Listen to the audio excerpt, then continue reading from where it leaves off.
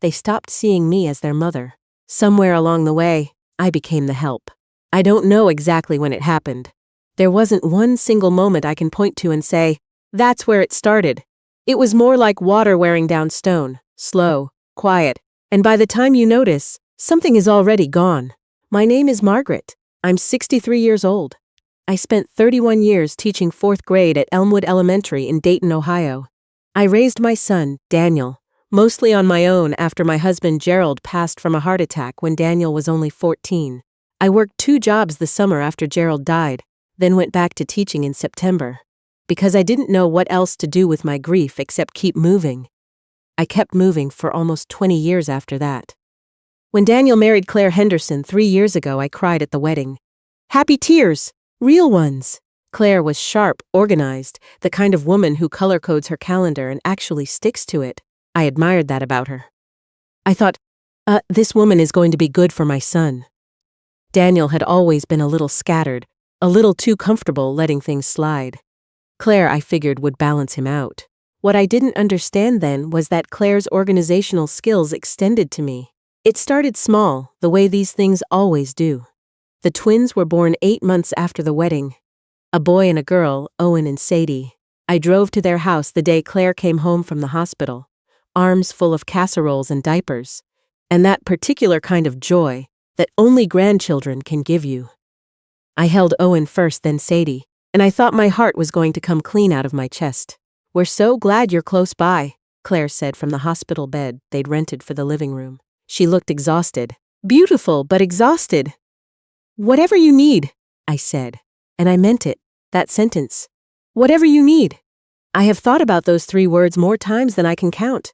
The first few months, I came over twice a week. I'd bring food, hold the babies while Claire slept, fold laundry, run to the pharmacy. I didn't mind any of it. I wanted to be useful. I wanted to be present in a way my own mother hadn't been present for me. I told myself I was building something. Closeness, trust, the kind of relationship between a grandmother and her grandchildren that would last a lifetime. Then twice a week became 3 times. Then 3 times became, can you come Monday through Thursday? Just until we get into a rhythm. I got into the rhythm. They never did. By the time Owen and Sadie were 8 months old, I had a key to their house. I was there most mornings by 8, sometimes earlier if Claire had an early meeting. Daniel worked downtown and left by 7, so it was just me and the twins and the particular silence of a house that belongs to someone else. I want to be honest here because I think it matters. I was not dragged into this. I walked in with my eyes open, carrying my own bag and wearing my own coat, telling myself I was choosing it. The problem was that somewhere between choosing and being chosen for, the line disappeared. And by the time I realized I was standing on the wrong side of it, everyone had already decided where I belonged. The first time Claire called it your shift, I thought I'd misheard her.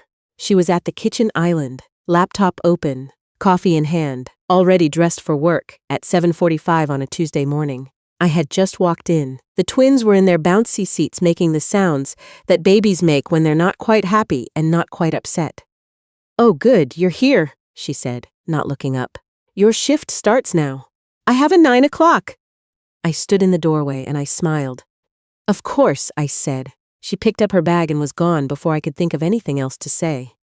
I stood in that kitchen for a long moment after the door closed. Sadie made a small fuss and I went to pick her up. I held her against my shoulder and she settled, and I told myself it was just a word. Claire was tired. New mothers say things without thinking. It didn't mean anything, but words mean things. Even the ones people say without thinking. After that, I started noticing the language more carefully. Your shift, can you cover Thursday? We need you Saturday morning. We have plans. Mom, can you just stay a little later today? It was the vocabulary of an employer speaking to an employee, and I was nodding along to all of it like I was grateful for the schedule. I was not being paid. I was not being consulted. I was being deployed. The Saturday that broke something in me wasn't dramatic. That's what I keep coming back to. How ordinary it was. Daniel had called Friday evening to say they had a birthday brunch on Saturday for Claire's coworker. Could I come at 9 and stay until 3? I said yes. I always said yes. I arrived at 9. By 9:15, Claire had left a 2-page handwritten list on the counter. Nap times, feeding schedule, which white noise machine Owen preferred, which stuffed animal Sadie couldn't sleep without. Underneath the list, she'd written, "Please don't let them watch more than 30 minutes of screen time. We've been really disciplined about that." They left. I looked at that list for a long time. I thought about the 31 years I'd spent in classrooms, managing 20 children at once. I thought about the 2 jobs I'd worked when Daniel was 14. I thought about every decision I'd ever made, good and bad and in between, and how not one of them had come with a rubric. I raised a whole person, and my daughter-in-law left me a list about the white noise machine. I didn't say anything that day. I followed the list. The twins napped on schedule. At 3 o'clock, Daniel and Claire came home with leftover brunch pastries and good moods, and Claire said, "Perfect, thank you, the way you'd thank a sitter," and Daniel kissed the top of Sadie's head and asked if I wanted to stay for dinner. I said I had some things to take care of at home. In the car, I sat in my driveway for 15 minutes before I went inside.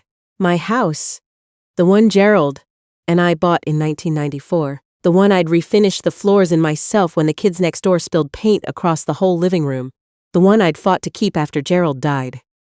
My house was quiet in a way that felt like relief, and I realized I had started to think of that quiet as a reward I had to earn. That was the moment. Not the shift comment, not the list. The moment I realized I had started to feel grateful for my own home. I didn't make any decisions that night. I'm not impulsive. I taught 4th graders for 3 decades. You learn to sit with discomfort and think before you act, but I started paying attention in a different way after that. I started keeping a small record in my head. Not to build a case, just to see clearly. Over the next 6 weeks, I counted. 14 times I was asked to come without being asked, just told. 3 times my existing plans were overridden because Claire had something come up. And you're available, right? Once, Daniel mentioned to his neighbor that his mom basically lives here during the week, and he said it with a laugh, like it was a funny thing, a lucky thing, something to be grateful for. I was standing right there when he said it. His neighbor laughed too. I smiled.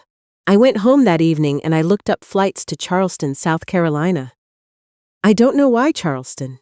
I'd been there once with Gerald, early in our marriage, before Daniel was born.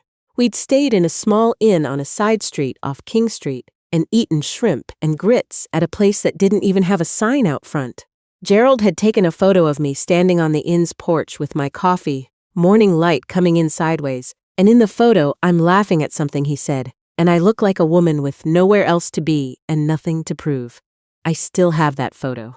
I booked 4 nights, a small hotel 2 blocks from the waterfront. I chose dates 3 weeks out. Not impulsive, I told you. I paid for it with money from my own account, the one I'd kept in my own name even after we married, the one I'd kept funded all these years because Gerald used to say a woman should always have her own. I did not tell Daniel.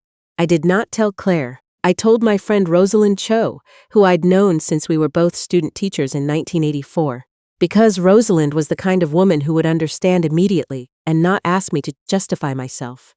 "Good," Rosalind said when I told her. "Just that one word." The week before I left, Claire asked if I could come Monday through Friday because she had a project deadline. I said I could come Monday through Wednesday. There was a pause on the phone. 3 days might not be enough, Claire said. "I'll see what I can do," I said. I went Monday and Tuesday. Wednesday I said I wasn't feeling well.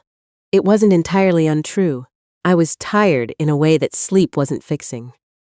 Thursday morning I got in my car with a suitcase that Gerald would have recognized, the Navy one we'd bought for our 25th anniversary trip, and I drove to the Dayton airport. My phone was on, but I'd turned off the notifications for the family group chat 2 days earlier, a quiet and private and deeply satisfying decision. I boarded the plane. I want to tell you that I felt guilty. I want to tell you there was a voice in my head saying, "What are you doing? Your son needs you. The babies need you." And honestly, for about the first 40 minutes, there was. Somewhere over Kentucky, I looked out the window at the clouds and thought about Sadie's face in the morning when she first sees me, that particular sunrise of a smile, and I felt the pull of it in my chest. But then I thought about the list. And the shift. And Daniel's neighbor laughing. And the pull loosened. Charleston was warm in a way Dayton in February never is. I checked into the hotel, changed out of my travel clothes, and walked to the waterfront before I'd even unpacked. The harbor was silver and still. There were dogs on leashes and people on benches, and nobody needed anything from me. I sat on a bench and watched the water for a long time.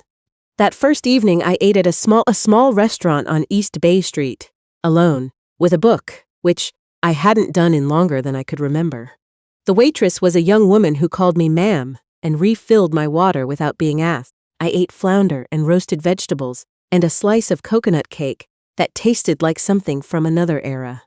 When I got back to the hotel and turned my phone over, there were 11 texts. The first 3 were from the family group chat, logistical things, questions about pickup schedules. The next 4 were from Daniel individually. Hey Mom, are you coming Thursday? Then 2 hours later, Mom? Then can you call me? Then that evening, Mom, where are you? Claire says you didn't come today and nobody can reach you. The last 4 were from Claire, escalating in the particular way that Claire escalated, very calm on the surface, very controlled, but with that particular tension underneath, like a rubber band being stretched.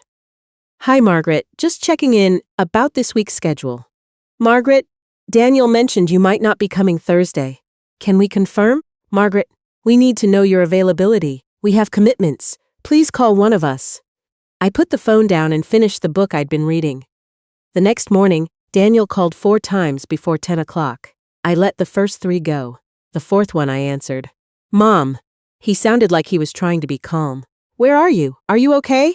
I'm fine, Daniel, I said. I'm in Charleston. A pause. Charleston, South Carolina? Is there another one? Why? When did you? You didn't tell anyone. No, I said. I didn't. He was quiet for a moment. Then, Mom, Claire and I are in a really difficult position right now. She has this project deadline and we were counting on. I know you were, I said. I kept my voice level. I had thought about this conversation. I had thought about it on the bench watching the harbor and over the coconut cake, and at 2 a.m. when I couldn't sleep. And I should have said something sooner. That's on me. Okay, Daniel said, and I could hear the relief in his voice, the assumption that I was about to apologize my way back into the schedule. I should have said, a long time ago, that I am your mother, not your childcare. And I should have said that when people I love started talking to me like I was an employee, I should have spoken up instead of just keeping quiet and showing up. Silence. Mom, I love Owen and Sadie more than I know how to say, and I will always be their grandmother. But I need you to hear me, Daniel. Really hear me. I am not available for pickup and drop-off coordination. I am not a standing Thursday appointment. I am your mother. He didn't say anything for a long time. When he spoke again, his voice was different, quieter. I didn't realize. I knew Claire was. I should have. You should have, I agreed. But you can start now. We talked for another 20 minutes. It wasn't a perfect conversation. Daniel is his father's son in some ways. He processes slowly. He needs time to come around to things. He said he'd talk to Claire. I told him to take his time. I wasn't going anywhere until Sunday. Sunday? He sounded genuinely surprised. I booked 4 nights, I said. Gerald and I used to love Charleston. Another silence. Then, very quietly, Dad would have liked this. He would have loved it, I said. I spent the rest of that trip the way I should have been spending more of my life. I walked. I read. I sat in a cafe on King Street for 2 hours on Friday morning, with a coffee and the newspaper and no agenda. I took a carriage tour of the historic district, which I normally would have considered too touristy, and I enjoyed every second of it. I bought a small watercolor print of the harbor from a woman selling art on the street, and I imagined where I'd hang it when I got home. Claire texted me Friday afternoon. The message was longer than I expected. She said she'd been thinking since Daniel told her about our conversation.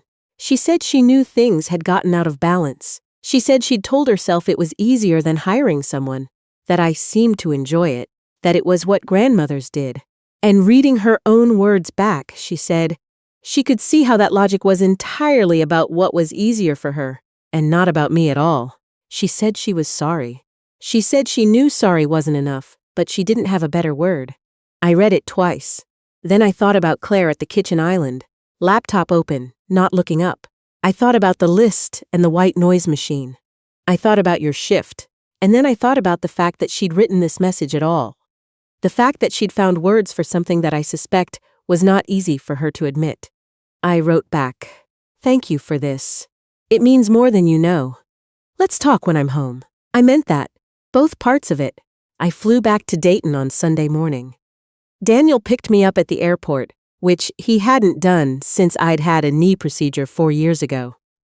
He looked tired in the way people look when they've been thinking hard about something they'd rather not think about. He carried my suitcase to the car. He asked about the trip. I told him about the restaurant on East Bay Street and the watercolor print and the carriage tour. He listened. When we got to my house, he carried the suitcase inside and stood in my living room for a moment, looking around like he was seeing it for the first time in a while. Maybe he was. I meant what I said, he told me. About starting now. Claire and I talked. We're going to figure out actual childcare, a real schedule with real help. And you can come over when you want to come, not when we need you to. I looked at my son. This man I'd raised in this house, through grief and 2 jobs and report cards and every awkward year of adolescence. And I thought about how long it had taken us both to get to this kitchen, standing across from each other, finally saying the things that needed to be said. That's all I ever wanted, I told him. He hugged me before he left, a real one, both arms, the kind he hadn't given me in years. When he pulled out of the driveway, I went to the kitchen and made myself a cup of coffee. I stood at my own counter, in my own house, with nowhere to be until I decided to be somewhere. I thought about Gerald and the photo on the porch, and the woman in it who looked like she had nothing to prove. I was starting to remember how to be her again. I hung the watercolor print above my fireplace that afternoon. The harbor, silver and still, morning light coming in sideways. Every time I look at it, I remember what I learned in Charleston, that the people who love you will still love you when you stop making yourself small. And the ones who only needed you small, well, that's information too.